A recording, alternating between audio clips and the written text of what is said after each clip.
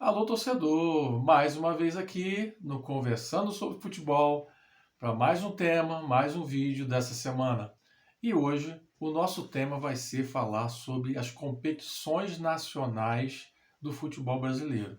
Então, considerando lá desde 1900, são 125 anos em que a gente vai contar um pouco dessa história. Mas antes disso, eu tenho que me desculpar com vocês, porque já fizemos vários vídeos e eu não me apresentei. Então, aqui o nosso cartão, eu sou o Paulo Roberto e estou com você aqui sempre no Conversando sobre Futebol. E aqui dá para ver aqui o nosso escudo, que sempre aparece na tela, e aqui a nossa camisa, a parte de trás dessa camisa aqui, que eu estou usando. E para entregar um pouquinho mais, eu vou revelar aqui aonde surgem os nossos temas, os nossos tópicos, que eu tenho trazido aqui para vocês. É um caderno. Nós vamos colocando aqui os tópicos, conferindo as informações, preparando tudo para trazer para vocês. Então, depois dessa entregada total aqui dos bastidores, a gente começa o nosso vídeo. Então, foi um cara chamado Charles Miller que trouxe o futebol aqui para o Brasil. Isso lá em 1880, alguma coisa. Tivemos alguns clubes que surgiram nessa época, como lá em São Paulo, Mackenzie, Germânia, São Paulo Athletic Club, e posteriormente, já na virada do século XX, em 1900, os dois mais antigos clubes brasileiros que ainda estão em atividade, que é o Esporte Clube Rio Grande, da cidade de Rio Grande do Sul, e a Ponte Preta, a Associação Atlética Ponte Preta de Campinas. Depois, ali em 1902, já surgiu o Fluminense do Rio, o Flamengo e Vasco já existiam como clube, mas estavam implementando futebol, o Botafogo. Lá em 1910 e 11 também Corinthians e Santos, Palestra Itália ainda em 1914. E o São Paulo, que teve origem lá no antigo paulistano, com diversos títulos paulistas, que na época do profissionalismo deixou de existir e seus jogadores, seus atletas foram para o São Paulo. Então, nessa época, o que aconteceu no Brasil? O futebol estava sendo desenvolvido em várias partes do Brasil com os seus campeonatos estaduais. Então, o campeonato estadual ele sempre teve uma força, porque imagine o nosso Brasil com a extensão territorial que tem. Aqui cabem vários países da Europa. Então, você imagina que, por exemplo, a área de Portugal equivale a Santa Catarina, a área da França equivale ao estado da Bahia. Então é como se a gente tivesse aqui os campeonatos europeus em forma de campeonatos estaduais. Então, para surgir uma competição nacional, levou bastante tempo. E nesses primeiros 50 anos, né, vamos tomar isso como referência até a Copa de 50, o que aconteceu foram torneios isolados. O primeiro que consta registrado é em 1920, que Fluminense, campeão carioca, Paulistano, campeão paulista, e o Brasil de Pelotas, que era campeão gaúcho, fizeram o primeiro torneio interestadual, né, aí 3 estados, que o paulistano foi campeão. Em 1933, as federações de Rio e São Paulo criaram o primeiro Rio e São Paulo. Eram 6 clubes de cada estado, os seus confrontos eram o próprio Campeonato Carioca e Paulista, e eles faziam os confrontos entre clubes de um estado contra o outro em 22 rodadas. Palestra Itália foi o campeão. Aí veio em 1937 aquele quadrangular com o campeão mineiro Atlético, Fluminense campeão carioca, Portuguesa de Desportos campeão paulista e o Rio Branco do Espírito Santo, que agora em 2023 a CBF canetou dizendo que era um nível de competição equivalente ao brasileiro. Então, quais são as razões que a CBF tinha para decretar que um torneio de 6 rodadas seja hoje considerado a nível de campeonato brasileiro, né? Então, naquela época, tinham esses torneios isolados, mas não tinha calendário, não tinha nada que definia que era uma competição nacional e aquilo tinha uma importância, vamos dizer, o termo de hoje, de primeira prateleira, porque não existia isso. O que predominava naquela época eram os campeonatos estaduais. Então, depois desse torneio de 37, nós tivemos em 40 e 42 2 torneios envolvendo clubes do Rio e de São Paulo, um que não terminou, o de 40, e o de 42, que foi uma quintela de ouro, teve esse nome pomposo para a época. e também mais outro em 1949. Então, eram torneios e nós não tínhamos verdadeiramente um calendário. Além disso, existiam outras disputas que era uma espécie de tirateima, era uma espécie de entrega de faixas, que aconteceu lá desde 1911 até já nos final dos anos 50, que era a Taça dos Campeões do Rio e São Paulo. Então o que acontecia? Geralmente o campeão carioca e o campeão paulista faziam um ou dois jogos, às vezes era um jogo só, às vezes dois, às vezes tinha um outro nome, não era oficialmente Taça dos Campeões, e essas disputas aconteceram pelo menos mais de 20 vezes, nesse período que eu falei, de 1911 até os anos 50. E também existiu uma outra competição, esse determinado pela Federação de Futebol do Brasil, na época, que estava integrada à CBD, Confederação Brasileira de Desportos, e criaram o Campeonato Brasileiro de Seleções. Então, eram seleções dos estados, São Paulo, Rio, Minas Gerais. Aqui no caso do Rio de Janeiro era tratado como Distrito Federal, porque era a capital do país na época, lá nos anos 20. E aí nós tivemos aí mais de 35 torneios de seleções que se estenderam também até ali os anos 50. Então, fechando essa primeira parte, é isso. Não existia calendário, não existia campeonato brasileiro, eram os estaduais. Nós temos que imaginar que nós não tínhamos internet, não tinha TV por assinatura, não tínhamos nada disso. Era jornal e rádio. Então, o mundo do futebol era numa velocidade muito menor, as comunicações eram muito mais limitadas, muito mais restritas ao seu estado. A Copa de 30 foi a primeira Copa do Mundo, já em 1930. O Brasil seria a sede de 50. Nós tivemos entre 1939 e 1942 a Segunda Guerra Mundial. Então, o Brasil não tinha integração nenhuma com a Europa, com os outros países. E também, em termos de política, nós tínhamos tido uma revolução em 1930 e nós tínhamos um governo do Getúlio Vargas já decorrendo aí os anos 40. Então, era um cenário completamente. Então, volto a falar, o que é que faz a nossa Confederação Brasileira dizer que um torneio lá de trás é Campeonato Brasileiro? E continuando, vamos dar um pulinho aqui para a nossa época, né? 2003 surgiu no nosso calendário o Campeonato Brasileiro de Pontos Corridos. Para quem viveu a época foi uma grande surpresa, porque a gente vinha com uma série de problemas de regulamento, de quantidade de clubes, de viradas de mesa, e eis que em 2003 temos o Campeonato Brasileiro de Pontos Corridos. De lá para cá, essa agora já é a 23ª edição, mas é a 20ª edição com 20 clubes, 38 rodadas. As 3 primeiras edições do Campeonato de Pontos Corridos eram com 24 clubes, 2 vezes, e com 22 clubes, então eram mais rodadas. E aí a curiosidade, desses clubes todos que participaram dos pontos corridos, quantos seriam essa quantidade de clubes? Pois eu trago esse número, 43 clubes diferentes já disputaram o pontos corridos aqui desde 2003. E retornando lá na nossa cronologia, nós vamos agora para os anos de 1950 e de 1960. 20 anos, entre 50 e 70. O que aconteceu nessa época em termos de competições nacionais? O torneio de São Paulo era criado em 1950 e ele veio para ficar. Ele existiu até 1966, quando ele já passou a transformar em Roberto Gomes Pedrosa. A partir de 67, ele vira o Robertão, porque clubes do Rio Grande do Sul, de Minas, Bahia, Pernambuco, Paraná ingressavam nesse novo torneio originário do Rio e São Paulo. Paralelo a isso, em 1959, a Federação de Futebol Brasileira, a CBD, queria criar um torneio em que outros clubes dos outros estados pudessem participar.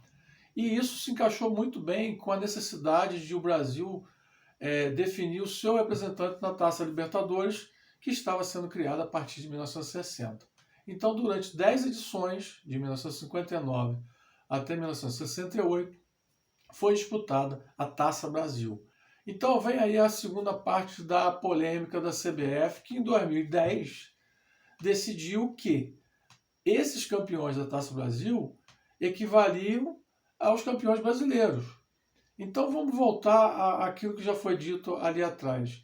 Então quer dizer, o Rio-São Paulo é disputado pelos 8, 10 maiores clubes do Brasil, os maiores jogadores do Brasil, se enfrentando em 9 rodadas pelo menos. Daí o Brasil foi campeão do mundo em 58, bicampeão do mundo em 62. Então o torneio de São Paulo pegou justamente até 66. A Taça Brasil tinha representatividade de outros estados, mas era uma competição de mata-mata que tinha 36, 38 jogos por edição, enquanto o Rio-São Paulo tinha pelo menos 45 e às vezes mais. Então, não dá para entender por que a CBF pega uma competição que tinha um peso menor naquela época e a Taça Brasil ela sucumbiu na sua 10ª edição, que era para terminar no final de 1968, e foi terminar já agosto, setembro de 69. Quer dizer, só demonstra que a competição já não estava dando mais certo, tanto que naquele ano o representante brasileiro já vinha do Roberto Gomes Pedrosa. Então, olha aí, mais polêmica nessa história de campeonato brasileiro. E nesse mesmo período, entre 1950 e 1970, existiam alguns outros torneios mais destacados, o chamado Copa do Nordeste, Copa Norte, Copa Centro-Sul, Copa Sudeste-Sul. Então tinham essas nomenclaturas. Esses torneios foram realizados entre 68, 69 e 70. Fechando essa parte, nós vamos trazer agora a nossa brincadeira da foto. Então a foto é dessa época, nós vamos colocar aí para vocês verem, para lá no final do vídeo a gente revelar que foto é essa. Então, a fotinha já está aí, dá uma olhadinha, para lá no final do vídeo a gente revelar. Em 1970, o Brasil era tricampeão do mundo. Nós entrávamos em 1971 com esse Robertão já sendo chamado de Campeonato Brasileiro. Mas nós temos que convir novamente que era uma época de jornal e rádio, e um pouco da televisão que trazia notícias de futebol. Então, o Campeonato Brasileiro, que sempre foi colocado como histórico, é o de 71 para cá. E entre 71 e 74, nas mídias chamavam, o Robertão vai começar, que era o Campeonato Brasileiro. Tivemos ali 71, 72, 73 o Torneio do Povo, Corinthians, Flamengo, Internacional, Atlético Mineiro e também o Coritiba entrou nessa disputa. E tivemos o Campeonato Nacional de Clubes, que era também esse Robertão. Se chamava na mídia Robertão e pela CBD era Campeonato Nacional de Clubes, que teve a sua segunda divisão em 71 e em 72, sem aquela questão de acesso e rebaixamento. Em 75 a 79, o Campeonato Brasileiro chamava-se Copa Brasil. Foi na época em que o João Avelange, que era presidente da CBD, tinha deixado seu cargo para assumir a FIFA. Então, ele passou a se chamar Copa Brasil entre 75 e 79. Foi uma década de transformações, várias coisas positivas, muitos estádios construídos, mas também não tínhamos regulamento, não tínhamos excesso nem rebaixamento, e eram regulamentos cada ano de uma forma. Inclusive tem um aqui que eu me lembrei, que era com vitória de 2 gols em 76, 77, você ganhava 3 pontos com essa vitória. Em 78 passou para ser diferença de 3 gols. E não pensem vocês que os times grandes não faziam 3 pontos. Volta e meia tinha um 3-0, um 4-1 aí, e os times grandes faturavam contra time grande os 3 pontos nos confrontos. E voltando aqui na nossa época de pontos corridos, mais um detalhe. Desses 43 clubes diferentes que disputaram o ponto corrido da primeira divisão, alguns deles, alguns estados, têm uns que nunca participaram, como América do Rio, Bangu, Londrina, o Caxias lá de Caxias do Sul, o CRB, os times da Paraíba, Botafogo, Campinense 13, lá do Maranhão, Sampaio, Maranhão Motoclube, lá de Manaus também, Nacional, Rio Negro e Faixa Clube. Então são clubes, Remo e Tunaluz, do Pará também, Misto Operário, Operário e Comercial de Campo Grande. Então são clubes que já participaram de outras edições do Brasileiro, mas que em pontos corridos nunca estiveram. Então, dos 27 estados que nós temos hoje, apenas 15 já teve representante na era dos pontos corridos. Seguindo em frente, a gente entra nos anos 80, 90 e até 2002. Foram 23 anos de confusão, em grande parte. Então, em 1980, é criada a CBF, como hoje nós temos.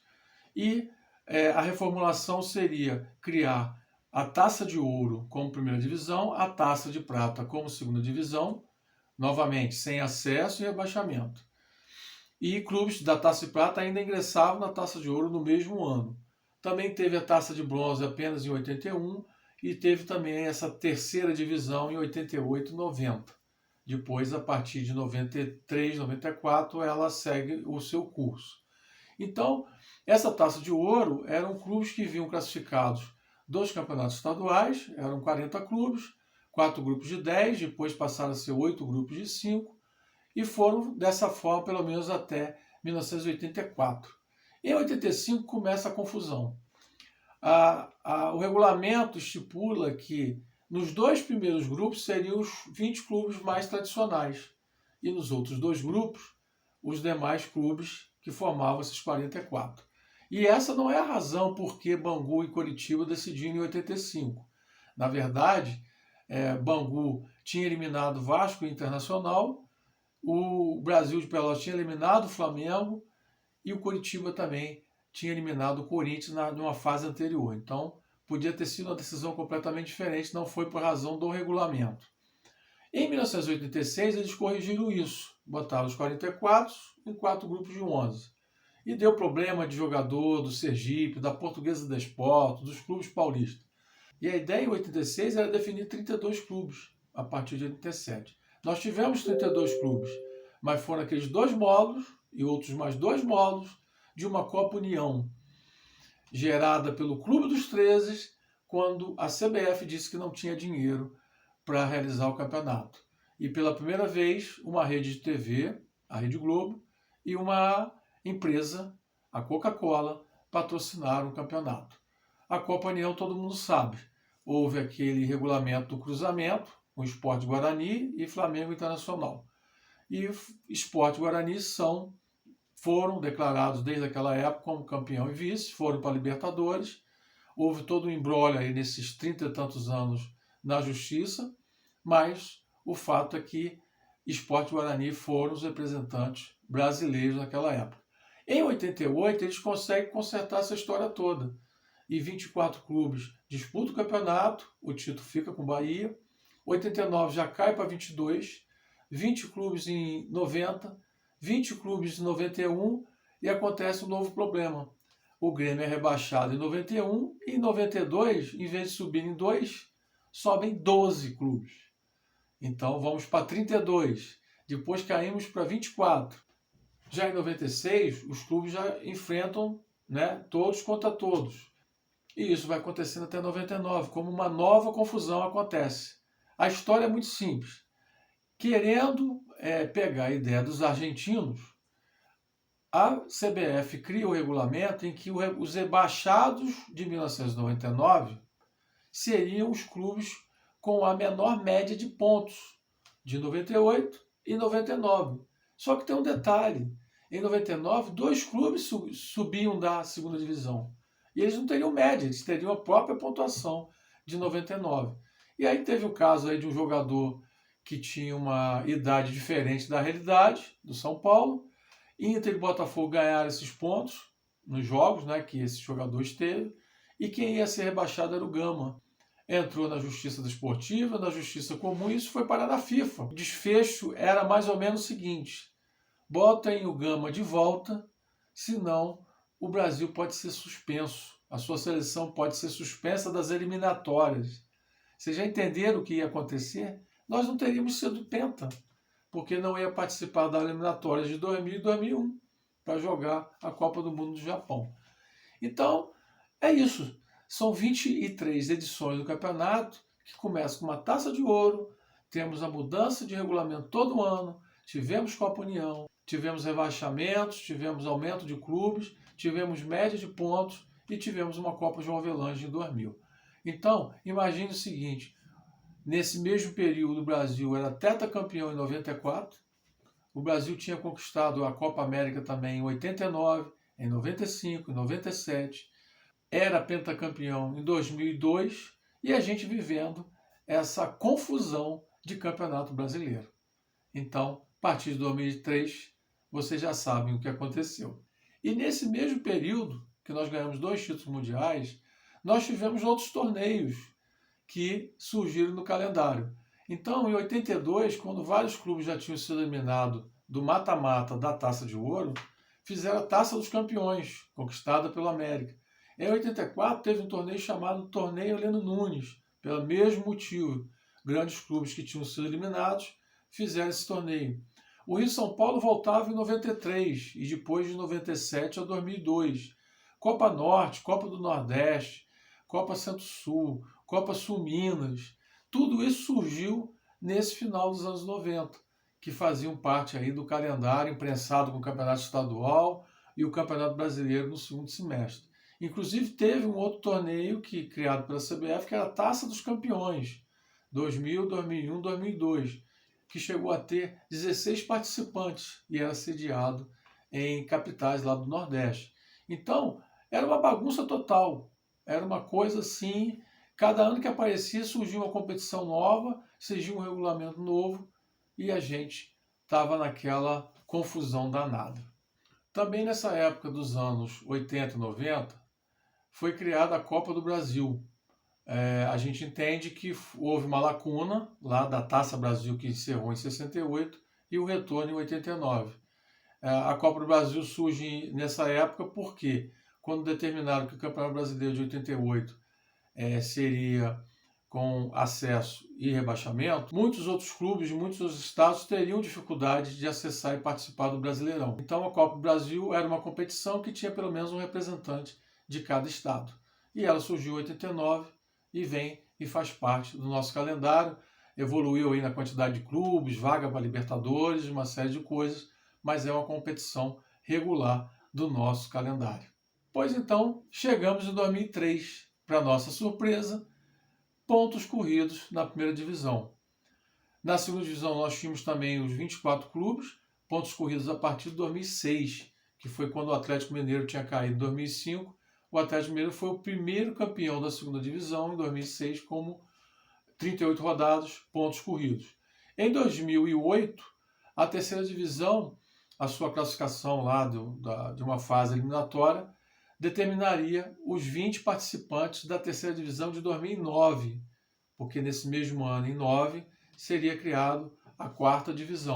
Então, no nosso calendário, tivemos as 3 divisões até 2008 e a quarta divisão a partir de 2009. Então, hoje, são regulamentos objetivos, pontos corridos. A terceira divisão também já está no seu 4º ano, com 19 rodadas dos 20 participantes. E a quarta divisão são 64 clubes que fazem 14 jogos na fase de grupos, depois vão para as fases eliminatórias. Então hoje está tudo redondinho, não tem mais essas confusões de mudança de regulamento. Paralelo a isso tudo, nesse mesmo período, desde 2003, a Copa do Nordeste retorna em 2010, depois desde 2013 de forma regular, aprovado pela CBF, fazendo parte do calendário, evoluindo aí com investimentos, com disputas dos grandes clubes lá do Nordeste. E a Copa Verde foi a junção entre a Copa Norte e a Copa Centro-Sul, vamos dizer, Sudeste, né? Que também já está sendo disputada aí há mais de 10 anos.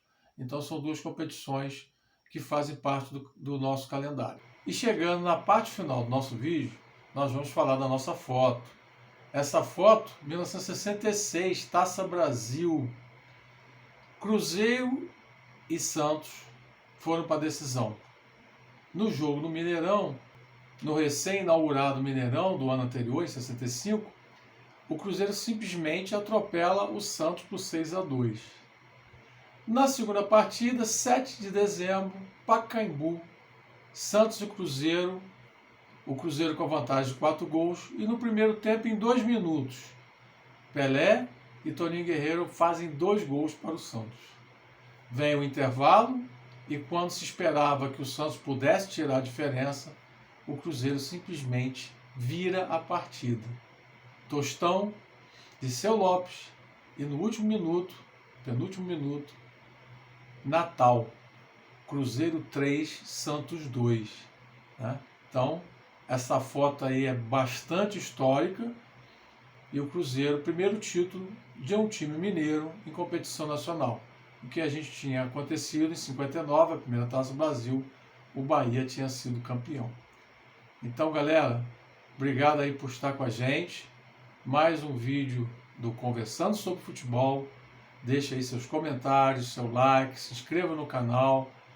Passem aí o que vocês estão achando do vídeo para os colegas, para os conhecidos. E vamos seguindo em frente. Conforme o tempo vai passar, a gente vai ganhando mais força e a gente fica aqui mais motivado de criar esses temas para vocês. Aguardo então, próxima semana, mais um tema do Conversando sobre Futebol.